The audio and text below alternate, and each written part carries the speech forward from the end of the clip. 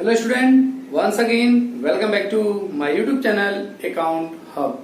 Today I will discuss accounting policies and some other accounting policies related examples. Suppose आप लोगों को मैंने last class में मैं बिलीव करता हूँ कि आप लोगों को मैंने कॉन्सेप्ट बताया था, फंडामेंटल अकाउंटिंग कॉन्सेप्ट बताया था, वो आप लोगों ने क्लियर किया होगा। फंडामेंटल अकाउंटिंग कॉन्सेप्ट जो है वो तीनों अकाउंटिंग कॉन्सेप्ट मिला के हम लोग किस नाम से जानते हैं? अकाउंटिंग स्टैंडर्ड 1 AS1 के नाम जानते हैं। अच्छा, कौन कौन से जरा क्विकली रिवीजन कर लेते हैं हम लोग। फर्स्ट हमारा जो फंडामेंटल अकाउंटिंग एजम्पशन क्या है बेटा? फर्स्ट टाइम उसको हम लोग किसके नाम जानते हैं? गोइंग कंसर्न एजम्पशन या कॉन्सेप्ट होते हैं। दूसरा हमारा क्या होता है? Consistency concept. थर्ड क्या हमारा बेटा? थर्ड हम लोग बोल सकते हैं उसको किसके नाम से थर्ड को बोलते हैं? जरा फिर से एक बार सब लोग रिपीट करो, टाइम ले लो, एक बार फिर से सब लोग बोलो। एक्रूवल कॉन्सेप्ट के नाम से जानते हैं। तीन कॉन्सेप्ट होते हैं। तीनों कॉन्सेप्ट को हमने गोइंग कंसर्न में पढ़ा क्या था? Going means continuous, continuous concern means business. और क्या मेरा यह बिजनेस कंटिन्यूअस एक लॉन्ग पीरियड तक जो हम लोग जिस फ्यूचर्स टाइम को हम लोग नहीं देखते, अनसीएबल फ्यूचर्स टाइम तक बिजनेस मेरा क्या करेगा? रन करता रहेगा। फिर उसके बाद मैंने दूसरा क्या पढ़ा था? कंसिस्टेंसी मीन्स की एनी रूल्स प्रिंसिपल या एनी फंडामेंटल हम लोग कोई भी गाइडलाइंस बोलते हैं, अगर अपने बिजनेस में एप्लीकेबल कर लिए continuous year to year after year, 1 year to another year को हम लोग क्या करते हैं? उसको एप्लीकेबल करते हैं, उसको बोलते हैं हम लोग कंसिस्टेंसी के नाम से आते हैं। मैंने एक पॉइंट और बताया था कि एसेट्स और लायबिलिटीज को जो क्लासिफाइड किया गया है करेंट और लॉन्ग करेंट नॉन करेंट या लॉन्ग टर्म और शॉर्ट टर्म में, तो किसके अकॉर्डिंग? गोइंग कंसर्न के अकॉर्डिंग। थर्ड हमारा आता है एक्रूवल कॉन्सेप्ट। एक्रूवल कॉन्सेप्ट का मतलब कि any time transaction regarded due on या रिसीव या पेड। ड्यू और रिसीव होगा, उनमें से कोई भी कंडीशन जो भी इवेंट पहले जाए उसके बेसिस पर हम लोग क्या कर सकते हैं? रिकॉर्डिंग करके। दिस अकाउंटिंग एजेंशंस जो है वो क्या very very most important for the recording in all time of. अगर आप लोग अपने लाइफ में अकाउंटिंग का यूज करते हैं पूरी लाइफ में, तो आपको इसको पढ़ के रखना पड़ेगा। ये very very most important chapter चल रहा है बेटा, जिसको आज नहीं या फ्यूचर्स में आके बार बार इसको पढ़ना पड़ेगा। और एक बार नहीं, ये 10 बार पढ़ के भी क्लियर नहीं होता, क्योंकि माइंड में लोगों को रहता है, क्योंकि इसको लोग लेफ्ट कर देते हैं थ्योरी है थ्योरी। ऐसा नहीं, इसको जो बेसिक्स मजबूत किया स्ट्रॉन्ग, वो कंटिन्यूस आगे चलेगा। ये और इसके बाद का चैप्टर अकाउंटिंग इक्वेशंस, ये जो कंप्लीट कर लेगा बेटा, और इसको इजी वे में मान के लोग छोड़ देते हैं। थ्योरी है थ्योरी, ये माइंड में ले, बट नो, यही सब कुछ है। और इसी के बेस पे जैसे हम लोग बात करते हैं अकाउंटिंग प्रिंसिपल, मैंने आपको बताया था कि अकाउंटिंग प्रिंसिपल जो होते हैं वो दो चीजें, अकाउंटिंग कन्वेंस और अकाउंटिंग कॉन्सेप्ट के बेस से मिलकर हमारा बनता है। और मैंने आपको ये भी बताया था कि लास्ट टाइम कि कैसे हम लोग ट्रेवल करते हैं, अकाउंटिंग कॉन्सेप्ट क्या होता है, एजेंशन क्या होता है, कैसे निकाला जाता है। प्रॉब्लम का थिंकिंग के बाद हम लोग कोई एजेंशन लेते हैं, उसको लोग बोलते हैं अकाउंटिंग। और किस पर्पज से लोग एजेंशन लेते हैं? फॉर द रिकॉर्डिंग पर्पज से लोग लेते हैं, उसको लोग बोलते हैं एजेंशन। और एजेंशन जब मैं उसको आगे कंटिन्यूअस करता हूँ तो हम लोग उसको किसके नाम जानते हैं? कॉन्सेप्ट। जब क्या होता है वो यूनिवर्सली धीरे धीरे हम लोग क्या करते हैं, हमारी सोसाइटी में भी उसको कंसेप्ट के नाम जानते हैं। और जब वो कंसेप्ट हमारा क्या होता है इन्फोर्स बाय लॉ हो जाता है और यूनिवर्सली उसको यूनिवर्सली एप्लीकेबल हो जाता है, तो उसको हम लोग किसके नाम जानते हैं? प्रिंसिपल के नाम जानते हैं।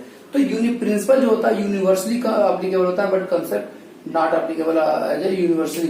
बट यूनिवर्सली एप्लीकेबल करने के प्रिंसिपल को इन्फोर्स बाय लॉ भी किया जा सकता है। तो मैंने ये बताया accounting principle, they are rules, accounting principle are the rule adopted by the accountants. इसमें रूल कौन अडॉप्ट करता है? अकाउंटेंट्स। कौन से अकाउंटेंट्स?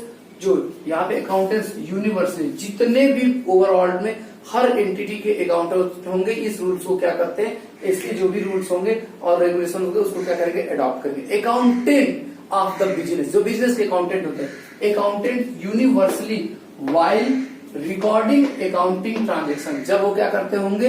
अकाउंटिंग ट्रांजेक्शन को रिकॉर्ड करते होंगे बिजनेस में, तो इस पॉइंट को, इसके रूल रेगुलेशन को, प्रिंसिपल को ध्यान में देकर ही वो रिकॉर्ड करेंगे। ऐसा क्यों किया जाता है?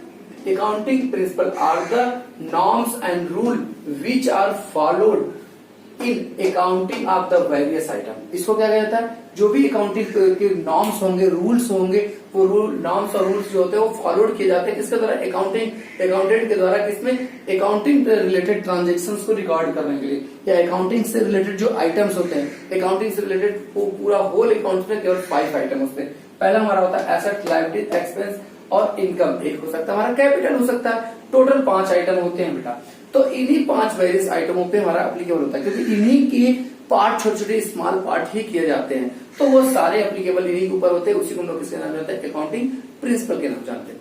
अब हमारा पॉइंट होता है कि अकाउंटिंग प्रिंसिपल जो होता है यूनिवर्सली एप्लीकेबल होता है, आप लोगों ने ये भी जाना, बट प्रिंसिपल को बनाता कौन है, इसको बोल सकते हैं कि बोला जाए feature of the accounting principle. Accounting के जो प्रिंसिपल है वो उसके फीचर्स जो है, पहला है कि अकाउंटिंग प्रिंसिपल है द मैन मोड।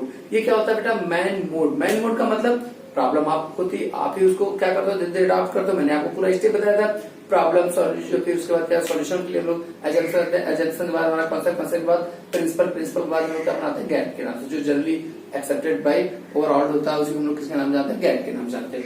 तो ये क्या होता है, मैन मेड, क्योंकि ये किसके द्वारा बनाया जाता है, मैन के द्वारा ही बनाया जाता है, ये कोई कहीं से होता नहीं है, मैन मेड होता है। दूसरा पॉइंट हमारा होता है बेटा फ्लेक्सिबल। हम लोग दूसरी पॉइंट किसको बोलते हैं बेटा, फ्लेक्सिबल। फ्लेक्सिबल का मतलब क्या होता है कि जरूरत पड़ने पे इस प्रिंसिपल में चेंजेस भी लाए जाते हैं और टाइम टू टाइम के अकॉर्डिंग क्या होता है, चेंजेस भी किए जा सकते हैं प्रिंसिपल में, जो भी प्रिंसिपल होंगे।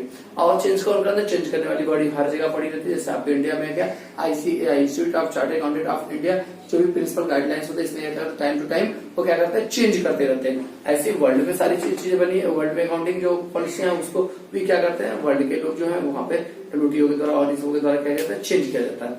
नेक्स्ट हमारा पॉइंट आता है कि जो अकाउंटिंग प्रिंसिपल होते हैं वो जनरली एक्सेप्टेबल बाई होते हैं और all person personal related transaction को यहाँ नहीं लेके चलते हम लोग, यहाँ पर्सन से रिलेटेड ट्रांजेक्शन को लेकर चलते हैं।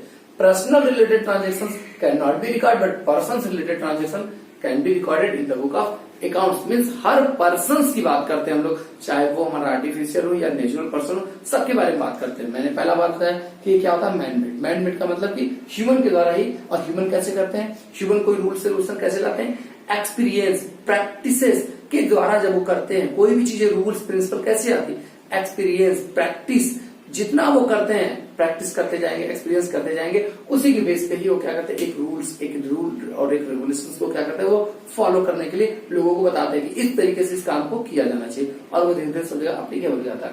फ्लेक्सिबल जानते हो, जब वो प्रैक्टिस करेंगे तो उनको कोई उस काम करने की टेक्निक अच्छी मिलेगी तो उसको फ्लेक्सिबल होता है प्रिंसिपल। ऐसे जनरली हरी क्या होता है, अप्लीकेबल होता है। अब बेटा हम लोगों ने आपको बताया था प्रिंसिपल में 3 प्रिंसिपल हम लोग पढ़ चुके हैं, इसको हम लोग बोलते हैं फंडामेंटल अकाउंटिंग, कॉन्सेप्ट बोलो या एजेंशन बोलो या प्रिंसिपल बोलो, क्योंकि एजेंशन ही आपका क्या बनता है, कॉन्सेप्ट, कॉन्सेप्ट क्या बनता है आपका प्रिंसिपल बनता है। ये आप लोग को पूरा क्लियर मालूम है।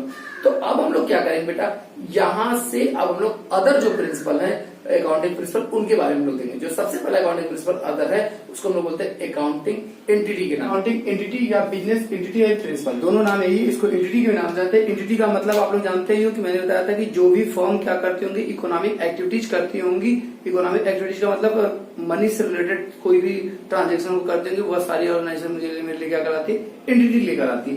तो मुझे जो होता है ये पहला एंटिटी ये बताता है, जो पहला एजेंसी पहला प्रिंसिपल होता था, according to this principle business carried to be the separated. मैंने क्या था, आप दो ध्यान सुनना आप लोग हल्का सा। मैंने बताया कि जैसे ये मेरा बिजनेस है, ठीक है, इस बिजनेस में मान लो ये कौन है, मिस्टर ए। कौन है बेटा, मिस्टर ए। इस बिजनेस में क्या किए, कुछ न कुछ पैसा इंट्रोड्यूस किए। सपोज करो ये एक मेरा बिजनेस है और इस बिजनेस में मिस्टर ए ने कितना पैसा लगाया, 1 लाख रुपीज मान लेते हैं। कितना लगाते हैं, ये मेरा बिजनेस है, ये मिस्टर ए है और मिस्टर ए इस बिजनेस में 1 लाख, कितना बेटा, 1 लाख रुपीज इंट्रोड्यूस किया। इंट्रोड्यूस मीन्स लगाया, बिजनेस में लगाया, क्योंकि बिजनेस में बिना पैसा लगाया तो बिजनेस चलती नहीं है, और लगाएगा तो उससे एसेट ले आएगा, उससे फिर आपको जो गुड्स को सोल्ड करता है, फिर बेचता खरीदता है, वो सारी चीजें इसमें ले आएगा। बिजनेस में ले आएगा तभी तो सारी चीजों बिजनेस को भरता है, उसके बाद उसमें परचेजिंग एंड सेलिंग होता है, क्योंकि वो परचेज करके सारी चीजें ले आएगा तभी तो उसको क्या कर सकता है, सेल कर सकता है या सर्विस वहां प्रोवाइड करा सकता है। उसके लिए वो अरेंजमेंट करता है, उसके लिए उसको पैसे की नीड होती है, तो फर्स्ट टाइम जो पैसा वो लगाता है। तो अब इसलिए कहा गया है, तो मैंने इस एंटिटी के अकॉर्डिंग ये बताया गया कि ये पर्सन और ये पर्सन, आप लोगों को मालूम होना चाहिए 2 पर्सन होते हैं। ये क्या होता है, which person made by government, that is known as natural person, जैसे हम हैं, आप लोग हैं, ये सारे मेल फीमेल सारे ह्यूमन बींग्स आते हैं नेचुरल पर्सन से, तो ये नेचुरल पर्सन है।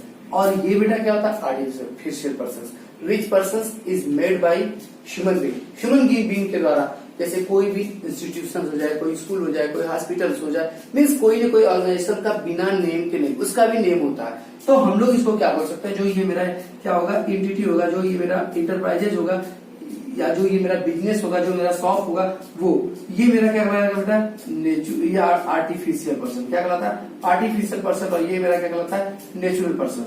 ध्यान देना, ये मेरा क्या है बेटा, नेचुरल पर्सन, ये आर्टिफिशियल पर्सन।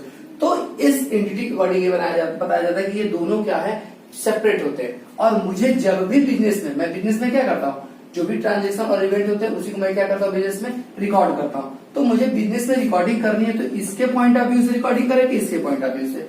आप लोग सिंपल से जानते हो, सारा चीजें परचेज कौन कर रहा है, बिजनेस परचेज कर रहा है, क्योंकि बिजनेस के नेम से आप परचेज करते हो और बिजनेस के नेम से सेल करते हो। ये तो इस पर्सन का बैठने का वहां ये क्या करता है, इसके द्वारा क्या करता है, प्रेजेंस को ये बताता है, इसका ये रिप्रेजेंटेटिव बनाता है। जो भी बिजनेस में होता है वो बिजनेस में क्या होगा, जैसे आपके घर पे कोई शॉप पे क्या हो रिप्रेजेंट, वो नहीं रहेगा, कोई दूसरा आ जाएगा, कोई दूसरा नहीं तीसरा आ जाएगा। लेकिन शॉप क्या होता है बेटा, हमारा कंटिन्यू शॉप मेरा चलता रहता है। अगर मेरे ही लाइफ से शॉप होती या मेरे लाइफ से शॉप होती या शॉप की लाइफ से मैं होता, तो क्या होता, दोनों में से किसी एक के डेथ करने पे पूरी दोनों लोग बंद हो जाते। लेकिन क्या होता है, काफी लोग बार सुनते हो कि बिजनेस बंद हो गया, लेकिन जो बिजनेस का ऑनर वो अभी तो जिंदा रहता है। और कभी कभी ये होता है कि बिजनेस का ऑनर मर गया लेकिन शॉप अभी भी चल रहा है, उसका केस चलाने लगे। तो इसीलिए कहा गया कि बिजनेस और बिजनेसमैन दोनों क्या होते हैं, सेपरेट। मैंने यहाँ इसको according to this principle, business is considered to be separated. कौन सी बेटा, जो बिजनेस होता है वो कंसिडर करता है क्या, टू बी सेपरेट। किससे सेपरेट, फ्रॉम इट्स ऑनर। अब जो पैसा इस बिजनेस में लगाया वही क्या कहलाता है बेटा, आपका क्या कहलाता, ऑनर। ये ऑनर से क्या होता है, सेपरेट होता है। कौन, बिजनेस, इससे ये सेपरेट। क्यों, क्योंकि आर्टिफिशियल पर्सन से, ये क्या आपका नेचुरल पर्सन है। एंड ऑल अदर एंटिटीज, और ऑल अदर एंटिटीज भी ये क्या होता है, सेपरेट होती है। ये नहीं कि केवल ये बिजनेस से अलग है और इससे सिमिलर अगर कोई इसके बगल में शॉप है तो वो दोनों एक नहीं, ये शॉप भी अलग मानी जाएगी, ये पर्सन भी अलग माना जाएगा। मीन्स ये सिंगल एंटिटी मानी जाएगी। अब इसको distinction should be made, differences क्यों किए जाते हैं, क्यों बनाया गया है, दोनों को अलग क्यों कहा गया है। पर्सनल एंड बिजनेस ट्रांजेक्शन, दो ट्रांजेक्शन होते हैं। पर्सनल ट्रांजेक्शन होता है और एक बिजनेस ट्रांजेक्शन होता है। बिजनेस ट्रांजेक्शन मतलब कि जो बिजनेस का मतलब समझते हो आप लोग, कि हम लोग ट्रेडिंग क्या करते हैं, यहाँ purchase and sales of goods and services को हम लोग करते हैं। तो उसके लिए जो भी ट्रांजेक्शन उससे रिलेटेड होगा, किसी गुड्स को परचेज करके लाने और किसी गुड्स को सेल करने से रिलेटेड जितने भी एक्टिविटीज होंगे वह सारे क्या कहलाएंगे, बिजनेस से रिलेटेड ट्रांजेक्शन कहलाएंगे। बट जब इस पर्सन से रिलेटेड सपोज करो, तो वही मैंने बताया कि पर्सनल एंड बिजनेस ट्रांजेक्शन की वजह से इसको मिश्रण क्या किया गया, डिफरेंशिएट किया गया। इस पर्सन के बच्चे की स्कूल की फीस जमा कर दी जाए तो क्या वह बिजनेस में लिखा जाएगा। अगर आप बिजनेस में लिख दिए तो इसका मतलब कि अगर इस बार बिजनेस से आपको कितना हुआ, 1 लाख प्रॉफिट हुआ, और आपने ऑनर का जो चाइल्ड है उसका आपने 10,000 फीस भी डिपॉजिट किया था। और फीस को आप लोग क्या करोगे, जब डिपॉजिट करोगे ऑनर के फीस का, तो इसका मतलब क्या हुआ, ये balance sheet true and fair नहीं प्रेजेंट करेगा। क्यों, क्योंकि बिजनेस में जो प्रॉफिट हुआ वो कितना हुआ, 1,10,000 का, क्योंकि ये 10,000 ऑनर का, किसका बेटा, ऑनर का पर्सनल क्या कहलाएगा, पर्सनल एक्सपेंस कहलाएगा, न कि बिजनेस का, बिजनेस ट्रांजेक्शन। ये बिजनेस ट्रांजेक्शन ऑनर का पर्सनल, ऑनर अपने फ्रेंड्स के जाए घूमने एंजॉय करने, अगर वो बिजनेस से पैसा निकाल लिया तो ये क्या होता है, बिजनेस ट्रांजेक्शन नहीं, वो ऑनर से रिलेटेड एक्सपेंस और ऑनर से रिलेटेड ट्रांजेक्शन होते हैं। इसीलिए कहा गया कि यहाँ ऑनर और बिजनेस दोनों में सेपरेट बताया गया, सेपरेट पर्सन होते हैं और उनके द्वारा कुछ भी अगर बिजनेस में लगाया जाता है तो वो अपने ट्रांजेक्शन अलग रिकॉर्ड करते हैं। और आप जो सीख रहे हो वो किसके पॉइंट ऑफ व्यू से रिकॉर्डिंग करने के लिए, बिजनेस के पॉइंट ऑफ व्यू से, न कि ऑनर। जैसे आप किसी ऑर्गेनाइजेशन में जॉब करने जाते हो, सपोज करो मैं गया हूं जॉब करने इन अ पीपीएस, तो मैं पीपीएस का मैं एज ए टीचर हूं, अदरवाइज नहीं। मुझे ये नहीं कहा जा सकता कि जो मेरे डायरेक्टर सर हैं, जो मेरे स्कूल के main director sir Sanjay sir, कि मैं उनकी तरफ से नहीं, उनका अपॉइंटमेंट नहीं, उनकी तरफ से नहीं, मैं उनके पीपीएस प्रयाग पब्लिक स्कूल की तरफ से मैं अपॉइंटमेंट हुआ। मेरा रिलेशन जो मैं एक्टिविटीज हो रहा है वो मेरा और प्रयाग पब्लिक स्कूल का हो रहा है, न कि संजय सर से और मेरे के बीच में हो रहा है। दैट इज क्लियर बेटा। इस पॉइंट को आप लोग एकदम माइंड से मान करना कि सर और हमारी एक स्कूल दोनों में क्या होता है, डिफरेंशिएट पाया जाता है, दोनों अलग अलग पर्सन होते हैं। क्योंकि PPS is Prayag public schools is artificial person, but sir जो हमारे हैं, रिस्पेक्टेड सर जो हमारे संजय सर जी है, वो क्या है, हमारे नेचुरल पर्सन होते हैं। वो दोनों डिफरेंस है। सर की पर्सनल एक्सपेंसेस बिजनेस में रिकॉर्ड की जाती है, बिजनेस से रिलेटेड सारे एक्सपेंसेस, चाहे बुक से हो, चाहे आप लोगों को कोई फैसिलिटी प्रोवाइड करनी हो, ये सारे क्या कहलाते हैं, आपके स्कूल्स के एक्सपेंसेस कराएंगे। बट सर कहीं गए घूमने, या सर की फैमिली गई, सर की फैमिली से रिलेटेड, सर के रिलेटिव से रिलेटेड, सर का कहीं इन्वायरमेंट, और सर के जो पर्सनल एक्सपेंसेस वो क्या डिफरेंशिएट किए जाते हैं बिजनेस से। ये बात किसने कहा, किस प्रिंसिपल में कही गई, तो उसी प्रिंसिपल को हम लोग क्या बोलते हैं, अकाउंटिंग एंटिटी या अकाउंटिंग प्रिंसिपल के अकॉर्डिंग। ये नहीं कि हमने बोला कि नहीं पर्सनल, तो आप किस चीज को पर्सनल मानोगे, किस चीज को नहीं मानोगे, ये यही एंटिटी बताती है कि नहीं, दोनों को आप सेपरेट करके रिकॉर्ड करो। अब आपको वही बताया गया, transaction of one business entity and those of other business entity, means एक बिजनेस एंटिटी का रिकॉर्डिंग एक जगह होता है, दूसरे बिजनेस एंटिटी का रिकॉर्डिंग दूसरी जगह होगा। सपोज करो अगर सर के दो स्कूल होंगे, सर के पास जैसे हमारे सर के पास दो स्कूल हैं, तो एक बिजनेस एंटिटी की रिकॉर्डिंग अलग, दूसरे बिजनेस एंटिटी की रिकॉर्डिंग अलग, मींस सेपरेट अलग अलग जगह होगा। और हम लोग ये पता लगा, ये नहीं कि एक ही ऑनर का, तो उससे नहीं मतलब है, उससे ये पता चला कौन सी कंसर्न हमको ज्यादा पैसा प्रॉफिट के रूप में दे रही है। सबका रिकॉर्डिंग हम लोग क्या करते हैं, अलग अलग सेपरेट डिफरेंशिएट करते हैं। ये नहीं वो तो मेरा ही सब है, ऐसे देखा जाए तो रिलायंस ने वेजिटेबल से लेके मोबाइल स्मार्टफोन से लेके मतलब टीवी से लेके हर चीज रिलायंस बना रही है। तो क्या रिलायंस को ड्रेसेस आ रहे हैं तो सब बिजनेस को जोड़ दिया? नहीं, हर बिजनेस की रिकॉर्डिंग अलग होती है, हर बिजनेस का मैनेजर अलग अपॉइंटमेंट किया जाता है, मीन सेपरेट माना जाता है। हर बिजनेस, एक बिजनेस दूसरे बिजनेस से सेपरेट माना जाता है, बिजनेस से रिलेटेड ट्रांजेक्शन कभी भी एक में मर्ज नहीं किए जाते। अब हमारा पॉइंट है, एक पॉइंट आप लोग ध्यान देना बेटा, business transaction are recorded in the book of accounts. किसमें बिजनेस ट्रांजेक्शन को रिकॉर्ड करते हैं? Book of account. कितने number of book of account होते हैं बेटा? क्विकली फर्स्ट रिवीजन बताओ, 8 होते हैं। पहला कैश बुक, दूसरा परचेज बुक, तीसरा सेल्स बुक, चौथा परचेज रिटर्न बुक, पांचवा sales return book, bills receivable, bills payable और general profit book. Total 8 book होते हैं। उसी बुक ऑफ अकाउंट में लोग क्या करते हैं, रिकॉर्ड करते हैं। कहां से? From the business point of view से। किसके पॉइंट ऑफ व्यू से बेटा? हम लोग बात कर रहे हैं कि बिजनेस के पॉइंट ऑफ व्यू से। मैंने आपको बताया था किसके पॉइंट ऑफ व्यू से, बिजनेस के पॉइंट ऑफ व्यू से रिकॉर्ड करते हैं, नॉट फ्रॉम द ऑनर के पॉइंट ऑफ व्यू से नहीं। मीन्स हमारे सर के पॉइंट ऑफ व्यू से हम लोग रिकॉर्ड नहीं करते स्कूल के सारे एक्सपेंसेस जो होते हैं वो क्या पीपीएस के नाम से हम लोग रिकॉर्ड करते हैं। That is clear. तो ये हमारा क्या था, बिजनेस एंटिटी बोलो या अकाउंटिंग एंटिटी। दूसरा हमारा आता बेटा मनी मेजरमेंट प्रिंसिपल। आप लोगों को अकाउंटिंग प्रिंसिपल में मैंने बताया था, every transaction only record in the book of account related with the money. जो मनी से रिलेटेड होगा, तो वो कौन प्रिंसिपल ने कहा, किसने कहा वो बात? तो क्योंकि हर चीज के पीछे एक प्रिंसिपल है, तो उसने मनी मेजरमेंट प्रिंसिपल जो था उसने ही कहा है, एनी ट्रांजेक्शन एंड इवेंट, कोई भी ट्रांजेक्शन होगा या कोई भी इवेंट होगा, that can be measured in the money terms. इसको हम लोग क्या कर सकते हैं, मेजर किसमें किया जाता है? मनी में टर्म्स में आर रिकॉर्डेड इन द कहा बुक ऑफ अकाउंट। बार बार बेटा वर्ड आएगा book of account. Book of account से मतलब 8 बुक, आपको book of account of the enterprises business का जो होता है बेटा, बिजनेस के जो बुक ऑफ अकाउंट्स, उसी बुक ऑफ अकाउंट्स में लोग क्या करते हैं, इसको रिकॉर्ड करते हैं। अब सुनो एक चीज, आप लोगों को मैंने ये भी बताया था, मनी में तो रिकॉर्ड करते हैं, बट कैसी होनी चाहिए इन हम लोग क्या बताया था, रूलर करेंसी में। हम लोग हर कंट्री की जो रूलर करेंसी होती है उसी में हम लोग चीजों को क्या करते हैं, रिकॉर्ड करते हैं। Ruler currency in the sense of हमारे कंट्री क्या रुपीज, हम लोग अपनी कंट्री में क्या रुपीज में रिकॉर्ड करते हैं।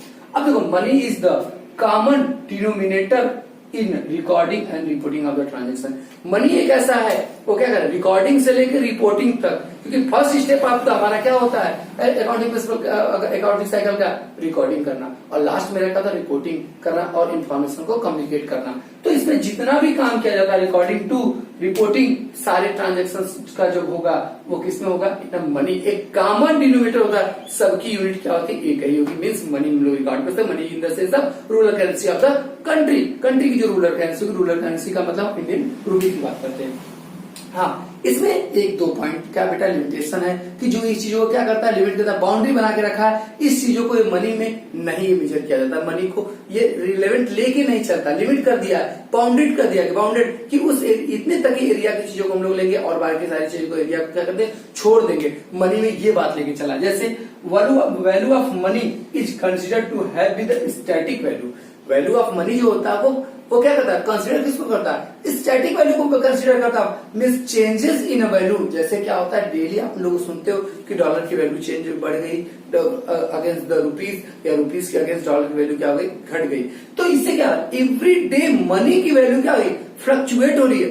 बट हमारा जो यहाँ रिपोर्टिंग और ट्रांजेक्शन किया जाता है स्टैटिक से डायनेमिक नहीं, ये फ्लक्चुएशन को नहीं लेता। Means changes in price value can not be recorded in the books of accounts. Book of accounts में हम लोग कभी भी रिकॉर्ड नहीं कर सकते। इसने बताया, किसने? मनी मेजरमेंट कॉन्सेप्ट ने कहा। दूसरा इन्होंने बताया कि नॉन मॉनेटरी फैक्ट्स और एट्रीब्यूट्स मीन्स की क्वालिटेटिव आल्सो इग्नोर। इसमें क्वालिटेटिव नेचर के जितने भी ट्रांजेक्शन होते हैं उसको हम लोग इग्नोर कर देते हैं, only recorded in the quantitative natures के। जैसे आप लोग बेटा बता दे रहा हूं कि एक हमारे यहाँ पे मैनेजर इतना ईमानदार, इतना ऑनेस्ट है कि वो बिजनेस फर्म को लेकर कंटिन्यू चल रहा है। सपोज करो अगर उसका क्या डेथ हो जाता है, डेथ हो जाता है, उसकी जगह में दूसरा मैनेजर लिया, बट वो ऑनेस्टली वो उतना नहीं है जितना वो ऑनेस्ट था, लेकिन उसकी जो क्या हुआ उस पर्सन के नॉन मॉनेटरी हो गया, क्योंकि उसकी honesty can not be record in money terms. Money terms में ऑनेस्टी को हम लोग रिकॉर्ड नहीं कर सकते, क्योंकि उसके ऑनेस्ट होने से बिजनेस को लाखों का बेनिफिट होता था। बट हम लोग देखते हैं, दिखाई देता है, बट उसको क्या बोलते हैं, नॉन मॉनेटरी फैक्ट्स बोलो या नॉन मॉनेटरी, उसके क्या थे, क्वालिटी थे, can not be record in the book of accounts. Only qualitative या क्वांटिटेटिव नेचर्स के जितने भी ट्रांजेक्शन होता है can be measured in monetary terms, but qualitative natures के जितने भी हमारे पास एट्रीब्यूट्स होते हैं, क्वालिटी होते हैं, क्वालिटी है, उसको हम लोग क्या कर सकते हैं, not measure in monetary terms में हम लोग मेजर नहीं कर सकते, और बुक ऑफ अकाउंट्स में हम लोग रिकॉर्ड भी नहीं करते। यही बात इसने कहा और इस मेजरमेंट कंसेप्ट ने कहा। अब हम लोग क्या करते हैं, अलग से नेक्स्ट प्रिंसिपल की बात करते हैं। नेक्स्ट प्रिंसिपल देखो बेटा, अब हम लोग जो बात कर रहे हैं नेक्स्ट जो हमारा है accounting period principle. Accounting period principle का मतलब ही होता है हमारा, इसको पीरियोडिकली प्रिंसिपल या टाइम पीरियोडिक प्रिंसिपल के नाम से होता है। टाइम का मतलब क्या होता है, आप लोगों को मैंने फर्स्ट जो फंडामेंटल बताया था, गोइंग कंसर्न प्रिंसिपल मीन्स उससे मैंने ये बताया था कि मेरा बिजनेस जो होगा वो फॉरसेबल अनफ्यूचर्स, जो भी हमारा अनसीएबल फ्यूचर्स टाइम होगा उस समय तक, एक लॉन्ग पीरियड तक मेरा बिजनेस क्या करेगा, कंटिन्यूली चलता रहेगा। जब मेरा एक लॉन्ग पीरियड तक बिजनेस चलता रहेगा तो क्या मैं वेट करूंगा कि मेरे बिजनेस की लिक्विडिटी है, लिक्विडिटी का मतलब बिजनेस शट डाउन हो या वाइंड अप हो, तब हम बिजनेस का क्या करेंगे, जो भी है रिपोर्टिंग या जो भी उसके हिसाब हुए, जो भी उसके हम लोग मैनेजमेंट करें, क्या उस समय प्रॉफिट को फाइंड आउट करेंगे? नो, ऐसा हो ही नहीं सकता, क्योंकि हर पर्सन ये चाहता है कि आफ्टर एक टाइम इंटरवल के बाद उसके बिजनेस का क्या परफॉर्मेंस है, क्या पोजीशंस है, वो आपको जानना। जैसे आप लोग का होता है बेटा, एक इंटरवल पे, एक रेगुलर इंटरवल पे हम लोग क्या करते हैं, रिपोर्टिंग करते रहते हैं। रिपोर्टिंग मीन्स हम लोग आप लोग देखते हो कि आपसे टेस्ट लेते रहते हैं, पीरियोडिक टेस्ट होता है, फिर टर्म होता है, तब कहीं जाके आपका फाइनल आता है। तो बट आप एक चीज ध्यान दीजिएगा कि कुछ सारी चीजें जो होती है वो इंटरनली होती है, उसमें हम लोग बाहर वालों को इन्वॉल्व नहीं करते। कुछ रिपोर्टिंग होती है जिसमें एक्सटर्नल किया जाता है, आप लोग जानते हैं जो एनुअल आता है वो एक्सटर्नल रिपोर्ट होता है, और जो जनरली होते हैं वो हमारे का इंटरनल रिपोर्ट होता है। तो उसी के अकॉर्डिंग पीरियड को बांटा गया, एक छोटे छोटे स्मॉल स्प्लिट किया गया, जो पीरियड थे उस एक लॉन्ग पीरियड को उसको स्मॉल छोटे छोटे पार्टों में for the motive of the क्या करने के लिए, प्रॉफिट को और साथ साथ कोई बिजनेस के परफॉर्मेंस को हम लोग फाइंड आउट करने के लिए उसको स्प्लिट किया गया। तो वही बताया, in this principle the life of an enterprise is broken into smaller period, या ब्रोकन बोल सकते हैं, split into smaller period, so that is performance क्या होता है, performance and positions is measured in a regular interval. हम लोग क्या कर सकते हैं, परफॉर्मेंस को हम लोग जो मेजर करते हैं वो किसके द्वारा, बिजनेस में।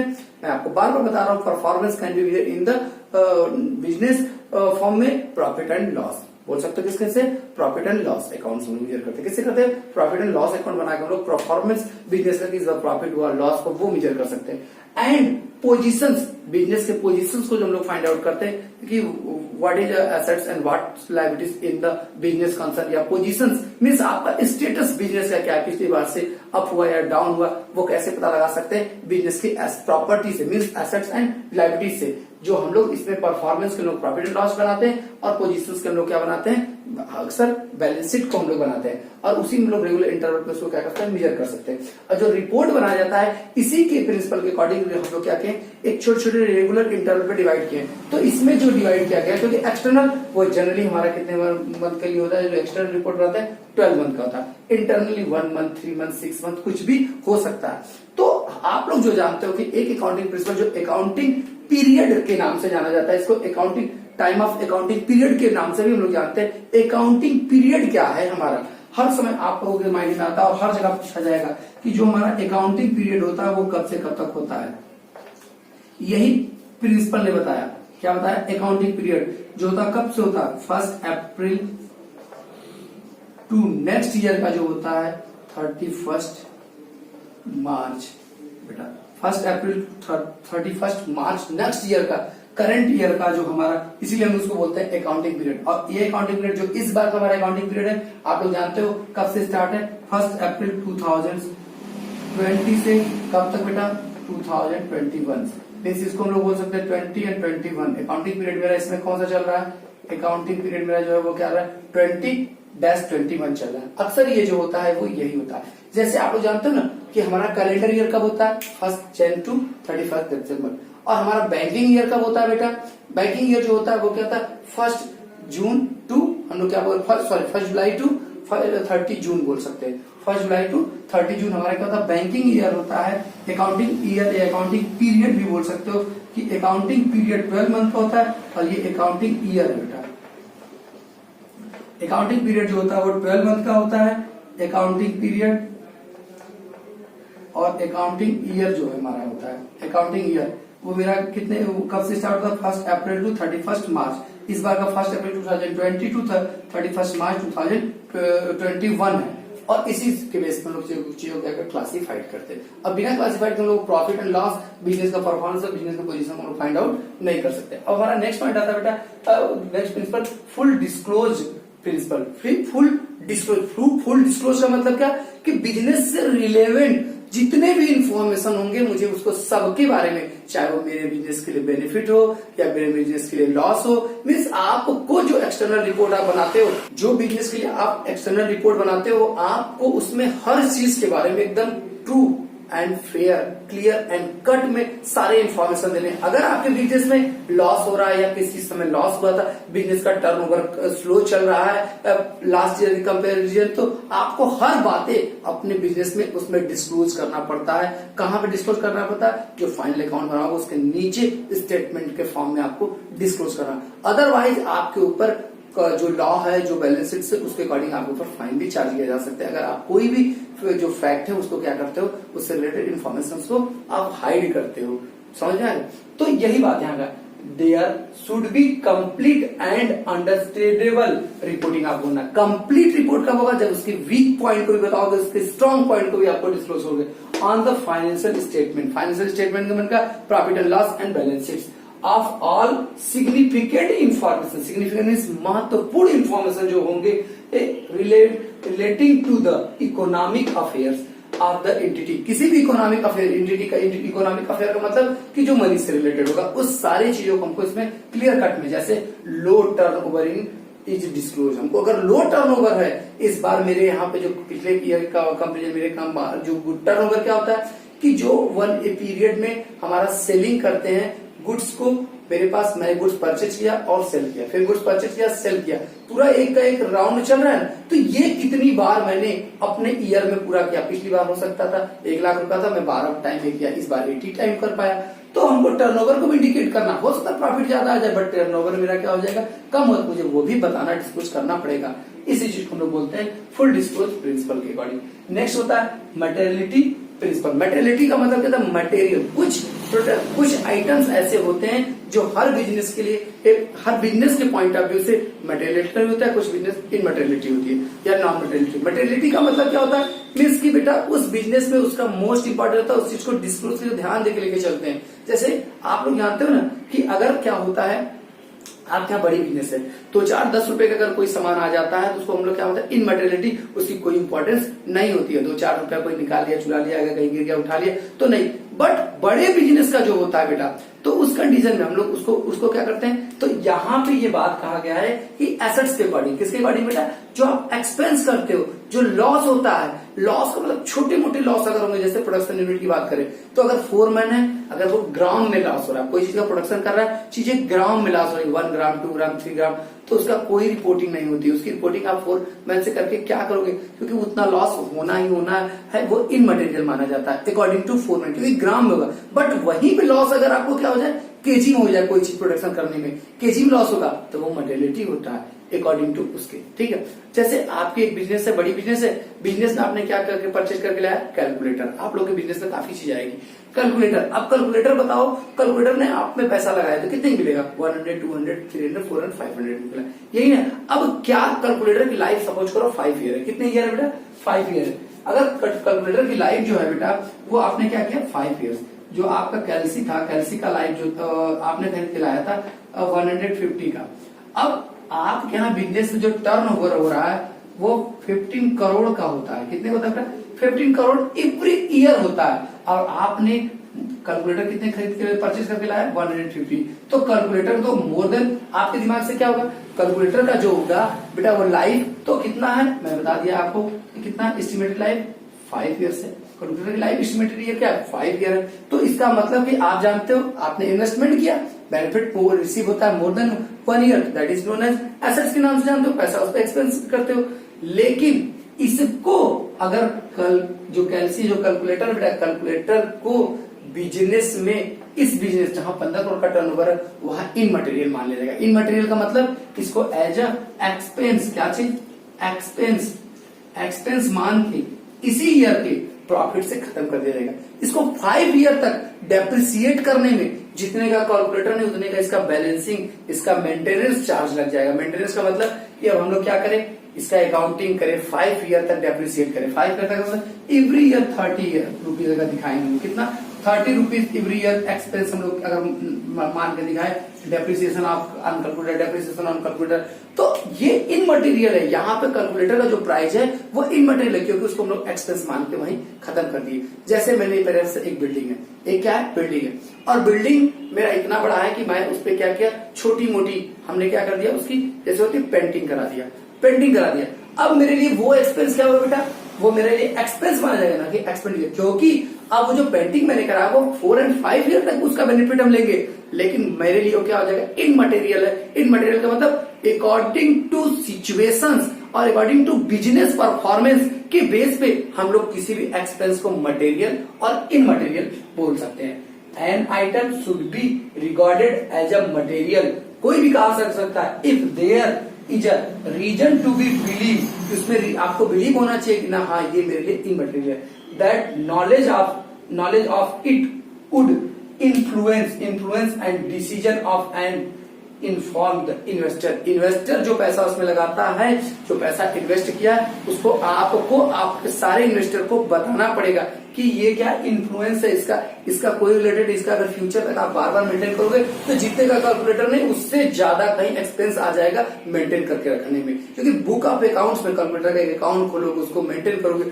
उसके लिए कॉपी पेन, उसमें टाइम वेस्टिंग करना, हर चीज जोड़ोगे तो अगर 150 का कैलकुलेटर तो 5 ईयर में करीब करीब उस पर टाइम एक्सपेंड भी कितना हो जाएगा, 150 हो जाएगा। एक ही ईयर में आपने क्या किया, स्केल ले आया। आपने क्या किया, हो सकता है कि जो मैक्सिमम बिजनेस में आपने देखते हो कि जो मुनीर के लोग एक पैड ले आते हैं, उस पैड पे लिखते हैं, जैसे आप एग्जाम देते हो वैसे पैड बिजनेस में रखे हुए। ये सब क्या होता है, ये इन मटेरियल एक्सपेंसेस होते हैं।